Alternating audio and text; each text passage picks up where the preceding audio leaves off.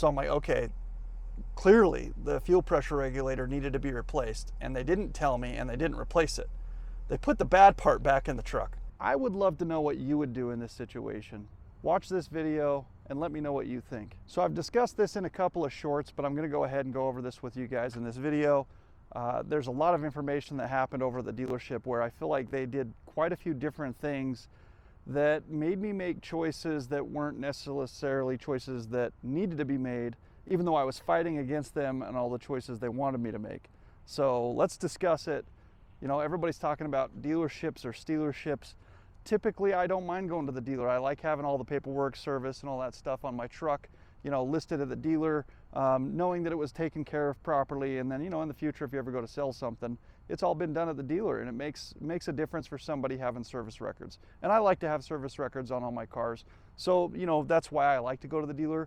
But also, yeah, you end up having to fight them over some things because they definitely want your money. They definitely want to take advantage of you while you're there. And they're going to try to pick apart little things so that they can try to make more while the car's there or the truck's there. So I do get it.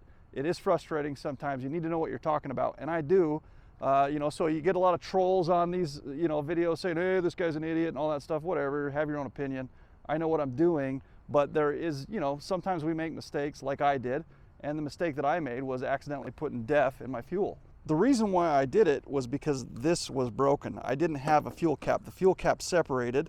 I didn't have a fuel cap on here, and it's diesel, so it really doesn't matter. It's not like it's gas where the fumes ruin everything and stuff. And I wasn't in a hurry to replace it. You know, it had just happened. Now I have one, of course, but so this was open. I undid this to put my DEF in, you know, bent over, picked up my jug, and just accidentally put it in the wrong hole because this wasn't covered and it wasn't on. So that's how I made the mistake. Now I can still see how other people make the mistake, you know, with this, you know, you're at the fueling up and this is hanging there or whatever, but they're right next to each other. That was my complaint. I don't think that they should be right next to each other. Of course, all these comments are saying I'm an idiot because one's blue, one's green, blah, blah, blah. Like I said, it wasn't there. Also, on my other cars, the DEF fill is completely in a different area. I've got a Range Rover with DEF, and the DEF is underneath the hood, not right next to the fuel. So, in my opinion, that's something that any manufacturer should fix. And the reason why they should fix it is because if it's so crucial to not get any of the DEF in the fuel, you know, if it's going to cause a $16,000 issue from the dealer, it probably should be a little bit further apart from something like that happening. The other thing is, you know, I was filling up the DEF in my garage because I got my truck home and it started beeping at me saying, hey, you need DEF. So, you know, I just went and grabbed the DEF can. I was on the phone, opened up my thing, bent over, and I started filling it up on the diesel side. And, you know, that's what happened. That ended up causing a massive issue. You know, open up my fuel door, and I undid the blue cap. But since there wasn't a green cap there and it was just, you know, an open hole, I pick it up and I accidentally put it in the wrong one. So I'm starting to fill it up. I recognize it. Like I said, I probably put about 10 ounces of DEF in the fuel.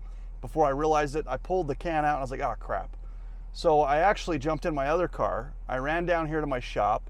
I grabbed my pump and I siphoned the fuel out. I put fresh fuel in, siphoned it out, fresh fuel in, siphoned it out. Did that like 4 times.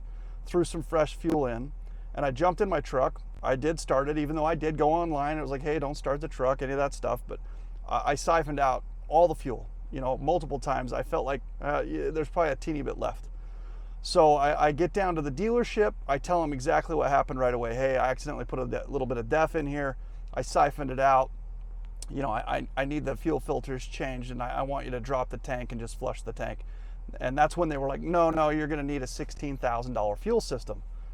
And I was like, dude, I don't think you heard me. I just want you to replace the fuel filters, and I want you to replace, you know, drop the tank and flush it. So they did that, took my truck back, not one issue for 10,000 miles. So then one day I you know, put my truck in the garage for the night, go to start it the next morning, and it would crank and crank and crank and not start. So I'm like, okay, maybe it's a relay, maybe it's a fuse, something like that. I didn't think it would be a fuel pump or anything. But so I ended up having to call a tow truck, and I actually had to kick the key on and have the truck in at least accessory mode to be able to get the truck pulled out of my garage And then, we were able to get a flatbed truck, and they were able to flatbed it up on there, towed it down to the dealership. So right away, the dealership again says, hey, you're going to need that $16,000 fuel system now, dude. And I'm like, I don't think that the truck not starting right now is even related to DEF being in the fuel 10,000 miles ago.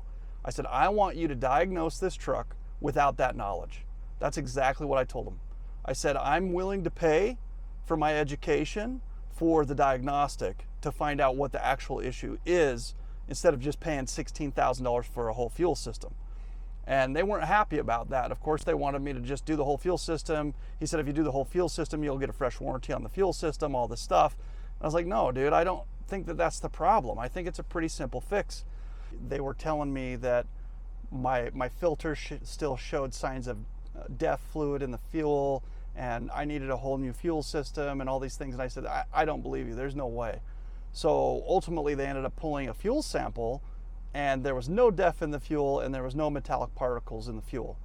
So then they pulled the high pressure fuel pump, and they told me it shows signs of wear. We took it apart, and it shows signs of wear. So we recommend replacing the high pressure fuel pump. And so of course I'm like, well, yeah, let's go ahead and replace the high pressure fuel pump then if it's showing signs of wear. So they replaced the high pressure fuel pump, and that didn't work. And then they said something to me that really didn't make a whole lot of sense. They said, oh, the truck will start, but then it won't run. It'll just die. It'll start and die. And so you need the whole fuel system replaced. And I said, man, this doesn't make any sense. I don't believe that the truck ever started and would die. I think they replaced the high pressure fuel pump. They told me the wrong part. It wouldn't start. And I was out of the country, so I couldn't go to the dealership and watch it start. And it was a really frustrating situation. So they said, well, why don't you call your insurance company and see if insurance will cover the whole fuel system? We've seen it replace the fuel systems before. So I give my insurance company a call, and my insurance company says, no, we have an exclusion where anything that touches fluids is not going to be covered under any sort of insurance policy. So my insurance basically flat out said no. The dealership, or Ford, said, denied any warranty claims or anything like that, even though the warranty had just barely expired. They said, no, anything that ever touched DEF isn't going to be covered under warranty, blah, blah, blah. It's all personal expense. Now, keep in mind, at the same time, the dealer's telling me that they see this 2 to 3 times a month. So $16,000 times 2 or 3 a month at one dealer. So if they're seeing this that often across the country, that's a lot of money that these dealerships are raking in for replacing fuel systems because a little bit of DEF got in the fuel. And so once again, I'm still fighting them. They replaced the high pressure fuel pump.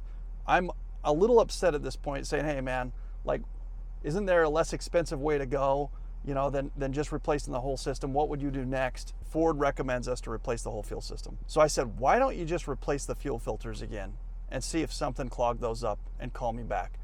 And I did not think that would work for any reason whatsoever. I just wanted to try to get one more little thing done and see if something maybe got pushed through the system that was an issue. Maybe it was a miraculous thing that would happen, fuel filters being replaced. Maybe they didn't replace them when they said they did. So he does that, calls me back 2 hours later and said, hey, the truck starts. You can come pick it up. And I was still out of the country. I said, when I get back, it'll be Monday, I'll come pick it up. It was like a week away or something. So I get back into the country, I go straight to the dealership, and I'm talking to them about, wanting to see the fuel pump that they pulled out and the fuel filters that they pulled out. And they said, oh, the fuel pump's back in parts, and the fuel pump has to go back as a core. And I said, well, what about the fuel filters you pulled out? Can I see those? And he said, well, let me see if the tech still has them. So the tech came walking over. So, I asked the tech, hey man, can I see the fuel filters that you pulled out of it? And can I, is there any way I can see the fuel pump that you pulled out of it, that you took apart? And the tech says, I didn't take the fuel pump apart. We assumed it was the bad part. I was like, okay. And I said, well, what about the fuel filters? He said, well, I didn't replace the fuel filters again either. It's like, what? Okay, so this is all news to me. What did you do? What made it start? And he said, well, I kind of started tinkering with some things I thought it might be, and I removed the fuel pressure regulator, and I cleaned it up a little bit, and I put it back in, and it fired right up. And I look at the service writer and I look at the tech, and I was really frustrated at this point because they had my truck over a month. They finally found out what the issue was, and they didn't call me and say, hey, we found the problem. We should probably replace the fuel pressure regulator because that's what made the truck start. It's almost like they were hiding that information from me because they're the ones that recommended me to replace the high pressure fuel pump, and they're the ones that told me they took it apart and saw that there was signs of wear on it. And so that's the reason why I told them to replace the high pressure fuel pump. And then when that didn't work, I think they were just trying to cover the fact that they found out what the problem was and not tell me. I mean, that's what it feels like to me. I'm sure hearing this story is what it would feel like to you as well. And I was really upset at that point. I just took my truck, paid the bill, and left. They put the bad part back in the truck out of everything. So I jump in the truck, run right back there, and I said, you guys, I need you to replace the fuel pressure regulator, and I want my truck back. So they did it. Truck fired right up. I mean, it's been over 2,500 miles now since that's what happened and since that's what we did, and the truck runs great. So that was my whole story with what happened with Ford. After that, I decided to call the service manager, and I wanted to talk to him about the whole situation. So when I was talking to the service manager about the service writer basically lying to me and not telling me when they found the part that was causing the problem, I told the service manager this. I said, look, I told you I was willing to pay for my education. I was willing to pay to try to figure out what the part was instead of replacing all the parts. And then you didn't even tell me when you guys figured out what the part that caused the problem was. And the thing that I was most willing to pay for, you wouldn't tell me what it was.